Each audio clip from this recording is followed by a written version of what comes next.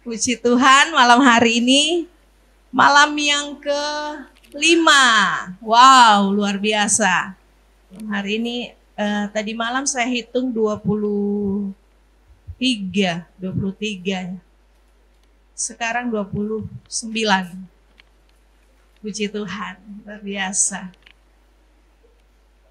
Kita percaya setiap kita yang hadir malam hari ini, satu tujuan kita haus dan lapar akan Tuhan. Amin.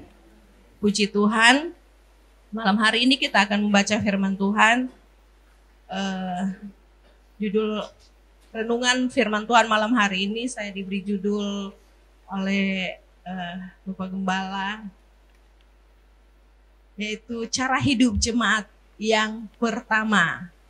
Kisah Para Rasul pasal 2 ayat 41 sampai ayat 47. Sekali lagi, Kisah Para Rasul pasalnya yang kedua ayat 41 sampai ayat yang ke-47. Yang baca ayat 41, Bapak-bapak, ayatnya ke-42, ibu-ibu, ayat 43, kaum muda. Oke? Sudah siap Bapak-bapak? 1, 2, 3. Orang-orang yang menerima dibaptis Dan pada hari itu jumlah mereka bertambah kira-kira 3.000 jiwa. Mereka bertekun mengajar dalam persekutuan dan mereka selalu berkumpul untuk memecahkan roti dan berdoa.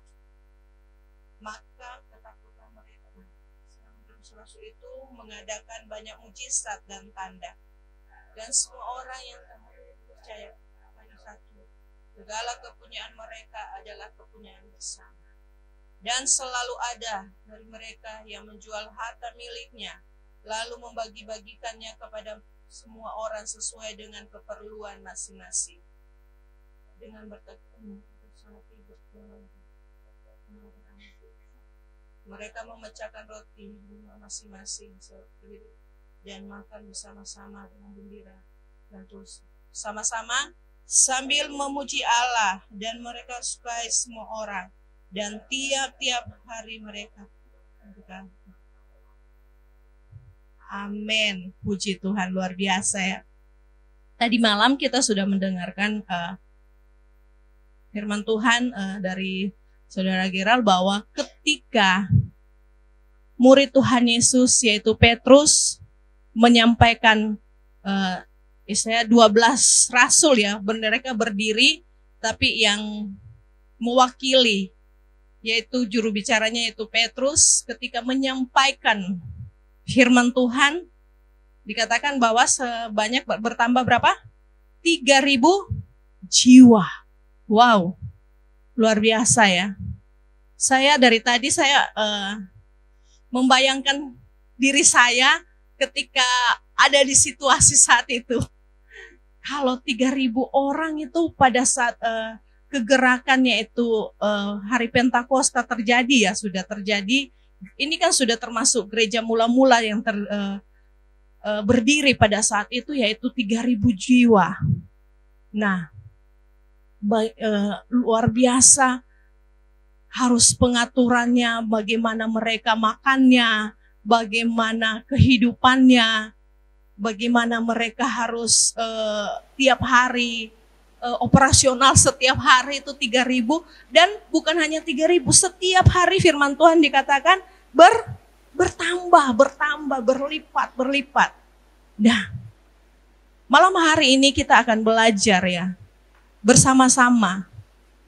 Dan saya percaya kita setiap tahun ini sudah diajarkan, ini sudah diberitakan oleh hamba-hamba Tuhan bagaimana jemaat mula-mula, kehidupan jemaat mula-mula ya, terjadi dalam kehidupan mereka. Tadi sementara penyembahan, ada satu hal yang Tuhan ingatkan. Bedanya ketika waktu orang-orang mengikut Tuhan Yesus pada waktu itu, Tuhan Yesus memberitakan, mari Bu, Mas. Bedanya waktu pada saat orang-orang pada waktu itu masih Tuhan Yesus ada ya.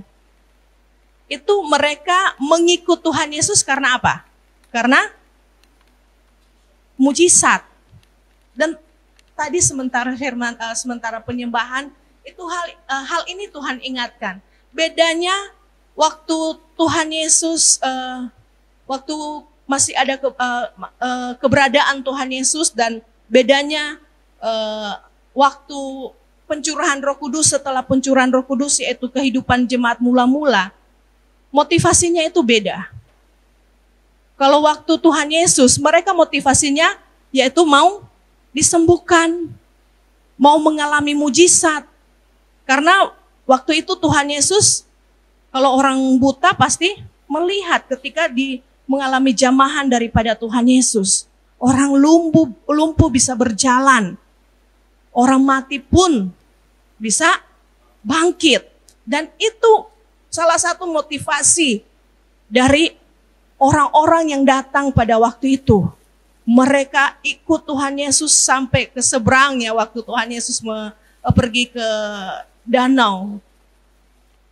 Dan mereka pun ikut pada saat itu dan terjadi ketika Tuhan Yesus memberi makan 5.000 orang. Itu motivasinya, tetapi malam hari ini bedanya ketika semua orang mengalami lawatan Roh Kudus, apa yang terjadi? Mereka itu hidupnya diubah. Mengalami perubahan yang luar biasa. Mungkin berikutnya kita akan mendengar bagaimana cara rasul-rasul ketika mereka menginjil, apa yang terjadi dalam kehidupan mereka. Mereka rela mati dan cara mereka mati itu pun beda-beda. Ada yang digantung. Karena apa? Karena Roh Kudus yang menggerakkan kehidupan mereka. Mungkin setiap kita sudah punya pengalaman masing-masing ya. Bagaimana Roh Kudus itu bekerja, bagaimana itu kasih mula-mula. Istilahnya kalau ketika kita hidup itu dalam kepenuhan Roh, kasih yang mula-mula. Kira-kira saya bertanya malam hari ini, kasih mula-mula kita masih ada enggak? Saya percaya dan saya imani tetap ada, amin. Ketika kasih mula-mula itu ada, saya percaya gereja Tuhan di tempat ini pun akan mengalami kegerakan dan pelipat gandaan karena jiwa-jiwa datang lewat kehidupan kita semua. Bagaimana cara hidup jemaat-jemaat pada saat itu? Yang pertama, mereka bertekun dalam pengajaran rasul-rasul dan dalam persekutuan, dan mereka selalu berkumpul untuk memecahkan roti dan berdoa. Di sini bagaimana cara hidup jemaat-jemaat? Yang pertama, mereka berkumpul bersama. Untuk apa? Mereka berkumpul bukan berkumpul untuk nganggur. Mereka berkumpul bukan berkumpul hanya hura-hura, tetapi di sini mereka berkumpul untuk bertekun dalam pengajaran rasul-rasul. Mereka haus, lapar akan firman Tuhan. Pengajaran itu ya seperti tadi malam katakan bahwa fokusnya yaitu tentang Tuhan Yesus, keselamatan daripada Tuhan. Di dalam persekutuan mereka saling mendoakan, mereka saling mendukung satu dengan yang lain. Mereka saling memotivasi, saling menguatkan. Bahkan firman Tuhan katakan juga mereka memecahkan roti dan berdoa. Mereka makan bersama. Dan puji Tuhan kita juga sedang melakukan setiap hari kita makan bersama. Yaitu setiap kita ada yang bawa, ini bagian seperti yang dilakukan oleh jemaat mula-mula. Dan di sini dan ketika hal itu dilakukan, terjadi namanya mujizat dan tanda-tanda yang luar biasa. Mujizat demi mujizat terjadi.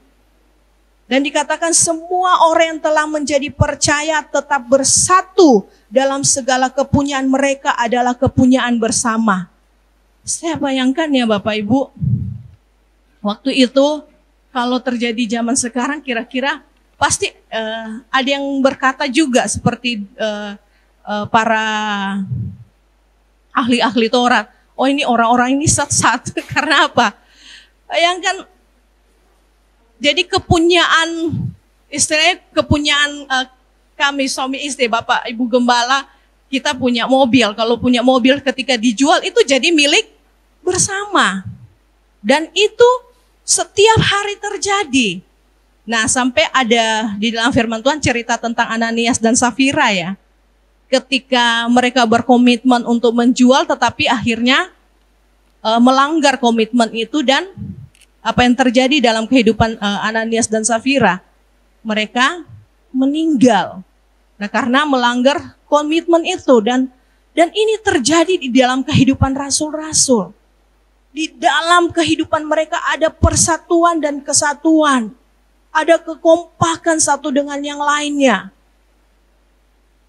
Jadi yang selalu ada dari mereka menjual harta miliknya, lalu membagi-bagikannya kepada semua orang sesuai dengan keperluan masing-masing. Jadi di dalam kehidupan gereja mula-mula, jadi ketika melihat orang yang susah, mereka saling mendukung, saling mendoakan. Dan ini harus terjadi di dalam gereja Tuhan. Amin. Kita sebagai gereja Tuhan harus saling mendukung, harus saling memperhatikan, harus saling care satu dengan yang lainnya. Jadi mereka bukan hanya berdoa, mereka bukan hanya sekedar mendengarkan pengajaran firman, tetapi mereka juga bertindak. Mereka juga ada tindakan yang nyata untuk menolong banyak orang. Firman Tuhan ini genap ya, bahwa Tuhan Yesus juga ajarkan, yaitu kita harus berdoa dan bekerja. Kita harus saling memperhatikan satu dengan yang lain. Mereka bertekun dan sehati mereka berkumpul tiap hari di bait Allah.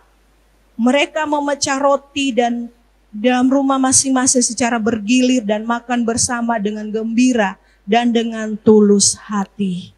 Jadi Bapak Ibu yang kasih dalam Tuhan Yesus, kadang di dalam kegiatan gereja hampir tiap hari, kadang kita pun sedih, kok tiap hari ya kegiatan, tapi di sini dikatakan mereka setiap hari. Jadi selesai mungkin kerja, datang berdoa, datang menyembah Tuhan, memuji Tuhan, dan ini terjadi. Saya percaya kalau bukan karena Roh Kudus, mereka tidak bisa melakukan hal ini. Itu sebabnya betapa pentingnya kuasa Roh Kudus itu mengubah kehidupan kita. Wahyu katakan, jangan tinggalkan kasih yang mula-mula. Mungkin hari-hari ini dalam kehidupan kita kasih mula-mula kita mulai hilang. Tetapi Tuhan ingatkan kembali. Mari kita sebagai gereja Tuhan, kita ada persekutuan, ada pengajaran yang murni di dalam gereja. Kita saling mendukung, saling menasihati satu dengan yang lain. Dan ketika saya mempersiapkan firman Tuhan ini, tadi saya sudah sempat sharing kepada Bapak Gembala, ada hal yang Tuhan ingatkan. Ketika kita ada satu persekutuan mulai terbangun, kita saling kompak di dalam melayani Tuhan, kita kekeluargaannya terjalin. Seringkali iblis tidak senang dengan hal itu. Dan itu terjadi namanya perselisihan, kesalahpahaman, perpecahan. Biasanya Bapak Ibu kalau setiap hari berkumpul, Kalau setiap hari berkumpul, otomatis kan sudah saling mengenal satu dengan yang lain. Sudah mengenal karakter satu dengan yang lain. Sudah tahu rahasia satu dengan yang lainnya. Amin. Dan ini juga terjadi di dalam kehidupan gereja mula-mula pada saat itu. Bagaimana terjadi namanya konflik ya di dalam gereja mula-mula. Karena hal ini tadi Tuhan ingatkan itu. Waktu saya dikasih judul tentang cara hidup jemaat. Yang pertama, tapi Roh Kudus ingatkan, jangan lupa ketika gereja Tuhan bersatu. Ada kalanya di situ pasti namanya diantaranya ada iri hati, mulai ada, karena ini 12 rasul ini kan semua sudah menjadi pemimpin. Kalau kita melihat di dalam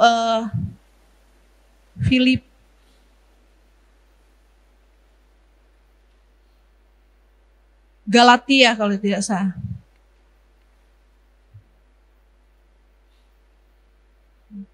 Tentang bagaimana Paulus ini dan Petrus ya, mereka mengalami perselisihan atau konflik. Sebenarnya masalah sepele ya. Jadi di dalam persekutuan kita, itu harus hati-hati namanya konflik terjadi, perselisihan terjadi. Perselisihan Paulus dan Petrus pada saat itu sederhana Bapak Ibu. Mereka memiliki perbedaan pandangan yang hanya karena apa? Dengan hukum Taurat dan penerimaan orang non-Yahudi di dalam jemaat. Itu terjadi. Itu sesama pemimpin Paulus dan Petrus. Begitu juga terjadi juga konflik bagaimana mereka mulai membandingkan. Dulu ketika zaman Musa, para janda ini diperhatikan, tetapi kok sekarang mulai tidak diperhatikan. Dan itu mulai terjadi, dikatakan bahwa mulai ada bisikan rahasia. Artinya di situ ada, orang bilang sekarang istilahnya apa ya, kalau gosip. Gosip itu begitu kuat terjadi pada saat itu. Jadi saling menceritakan kejelekan satu dengan yang lain. Dan ini juga terjadi di gereja Tuhan saat-saat ini, yaitu kita harus hati-hati ketika kita mulai terjalin persatuan, terjalin persaudaraan di dalam gereja, karena gereja ini adalah keluarga, amin. Kita satu keluarga di dalam Tuhan, dan itu seringkali tidak terlepas namanya, yaitu bisikan rahasia ini, gosip, dan ini terjadi pada gereja mula-mula. Tetapi ketika Roh Kudus dan mereka terus bagaimana mereka menghadapi, mereka memandang itu dan kembali lagi kepada firman, akhirnya perselisihan, konflik itu tidak terjadi begitu kuat, dan mereka mulai dipulihkan sehingga ada banyak jiwa dimenangkan. Jadi Bapak Ibu yang kekasih di dalam Tuhan Yesus Kristus, mari kita gereja Tuhan, ketika kita sudah dipenuhi Roh Kudus, biarkan Roh Kudus itu tetap tinggal diam di dalam hidup kita. Biarkan Roh Kudus itu yang terus menguasai kehidupan kita. Karena apa? Karena kita manusia ini hidup di dalam kedagingan. Dan firman Tuhan katakan pada bulan lalu kita sudah belajar bagaimana dunia ini dikuasai dengan roh jahat. Roh jahat ini tidak senang anak-anak Tuhan hidup di dalam kekudusan, hidup di dalam persatuan. Seringkali dilemparkan hanya dengan masalah ajaran Paulus dan Petrus ini tentang bagaimana mereka harus menerima orang non-Yahudi ini. Sebenarnya sederhana masalahnya, tetapi karena ya namanya manusia akhirnya terjadi perselisihan. Tetapi puji Tuhan, Roh Kudus tetap mereka libatkan di dalam persekutuan mereka, sehingga Petrus dipakai dengan caranya sendiri, Paulus dipakai dengan caranya sendiri untuk kemuliaan kebesaran nama Tuhan. Dan saya percaya setiap kita di tempat ini, kita punya potensi masing-masing. Kita punya talenta masing-masing.